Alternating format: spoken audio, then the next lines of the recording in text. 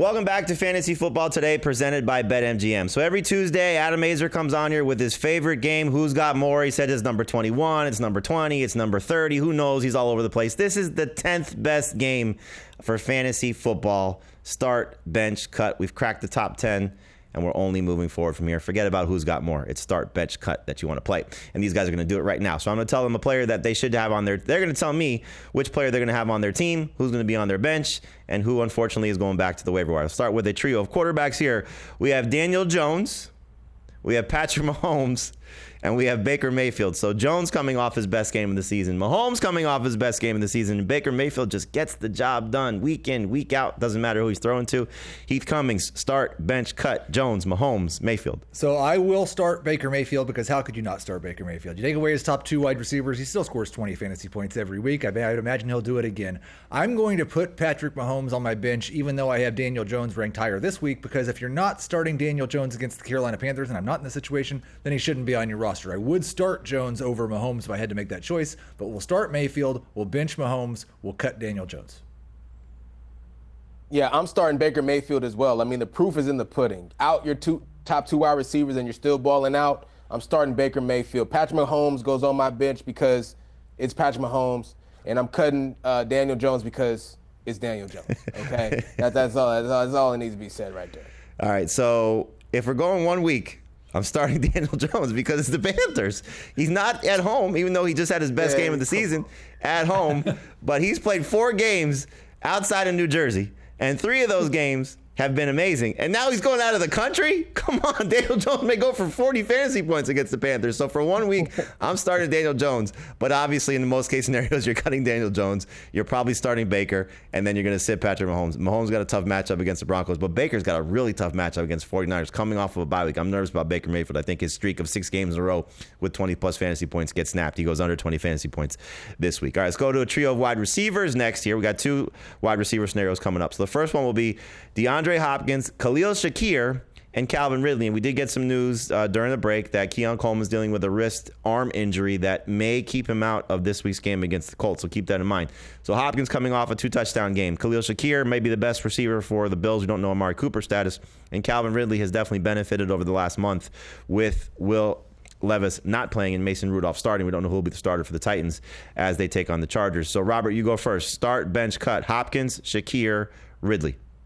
I think it's no doubt DeAndre Hopkins is, proved to be a starter in fantasy right now. I'm starting him, no doubt. Khalil Shakir goes on my bench. He's one of Josh Allen's favorite targets, especially when you take into the fact that Keon Coleman is going to be out. And Calvin Ridley, he's done well, but, I'm going to cut him. Can't trust anything going on in Tennessee right now. I will start DeAndre Hopkins, bench Calvin Ridley, cut Khalil Shakir. Just because if I'm choosing between Ridley and Shakir, I think there's a better chance that Ridley could have one of those 3 or 4 week stretches as a top 12 wide receiver. We've seen him do that multiple times in his career. I don't really think Shakir has that. And I know that people are scared maybe of starting DeAndre Hopkins against Patrick Surtain. I don't think that Andy Reid's going to let him get stuck in that situation. I trust Andy Reid to get DeAndre Hopkins open. All right, so I'm going to start Shakir this week because I am concerned about the injuries for Cooper and for Coleman. We've seen the target spike for him. He's been on a nice little roll here as the go-to guy for Josh Allen with and without Cooper. Great matchup against the Colts, so he's going to be in my starting lineup. I'm going to put DeAndre Hopkins on the bench just because I'd like to see what happens long-term. I am concerned about that matchup with Patrick Surtain, so it may not be completely shut down, but it may not be what we saw against Tampa Bay. So closer on the lower end of that variety, but I think he'll still be okay enough to use in a 3-receiver league. And Calvin Ridley, look, when Will Levis has been the starter, he's been awful, and Levis is trending toward returning, so Calvin Ridley be the guy that I'd want to get rid of if I possibly can. Next trio wide receivers, we got Josh Downs, Tank Dell, Courtland Sutton. So Downs got his quarterback back in Joe Flacco, didn't have a great game against the Vikings last week, but still did lead the team in targets and production. Tank Dell coming off arguably his best game, but does get Nico Collins back. And Courtland Sutton just continues to be a go-to guy for Bo Nix and should continue to soak up targets as well. So Heath, start, bench, cut, Downs, Dell, Sutton. And you outdid yourself on this one. We got 21, 22, and 23 in the consensus. I just look at your rankings. This is a very, very difficult situation. But I think like when Josh Downs' bad game is 12 PPR fantasy points, that makes me want to keep starting Josh Downs. The only way I would choose Tank Dell as the start would be if Nico Collins is not back. Assuming Nico is back, I will start Josh Downs. I will bench Courtland Sutton. I will cut Tank Dell. I'm gonna start Tank Dell. Even if Nico Collins is back, I think that actually helps Tank Dell because it takes a little bit of attention off of him being WR number 1 for the Texans. So I'm gonna start Tank Dell. I'm gonna bench Courtland Sutton, and I'm gonna cut Josh Downs, even though it's a very favorable matchup against the Buffalo Bills. He's going to the wire. It's tough. These three guys are all, trending in the right direction. I do agree with Robert. I think that Nico Collins will not necessarily crush Tank Dell's value. It certainly hurts a little bit because he won't get as many target opportunities, but I do think he'll open up some things, and what we saw last week may be a sign of things to come as C.J. Stroud gets to, use more options on the field. But I'm going to start Josh Downs this week because, like Heath said, down game for him, what we saw last week. Joe Flacco was awful. He's not going to be that bad again this week. So Downs is my favorite of this trio. I'm going to sit Courtland Sutton. I'm going to cut Tank Dell just because I think 2 number 1s versus a number 2.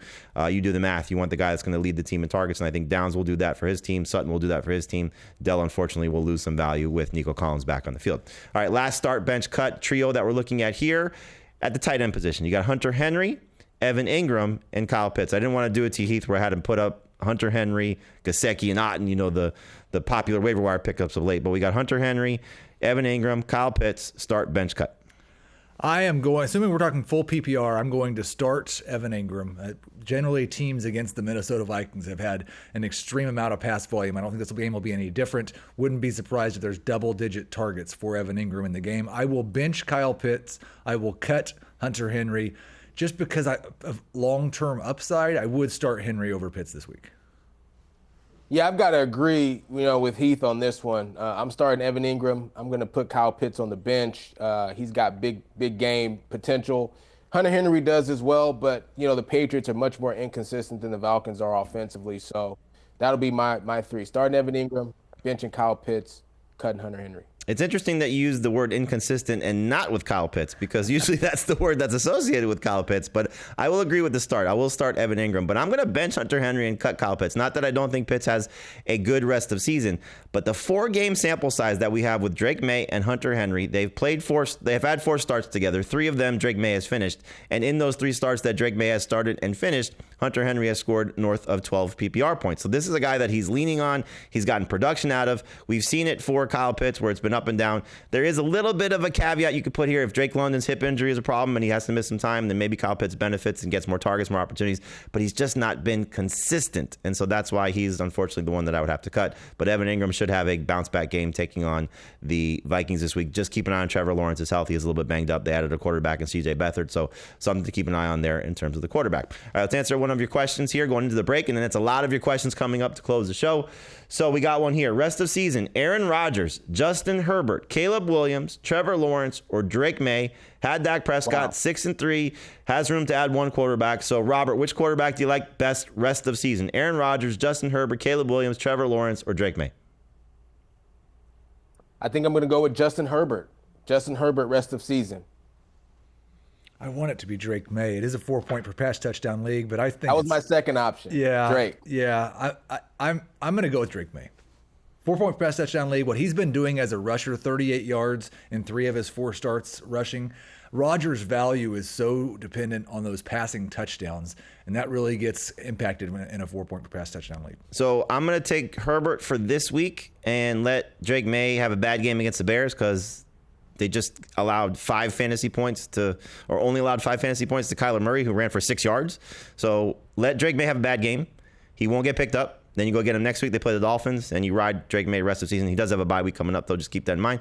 But Herbert for this week, May rest of season. All right, we're going to take a break right now, and then it's all your questions to close the show. That's next year on Fantasy Football Today. Use the hashtag AskFFT so we know that you're looking for us, and we can help you with your fantasy dilemmas.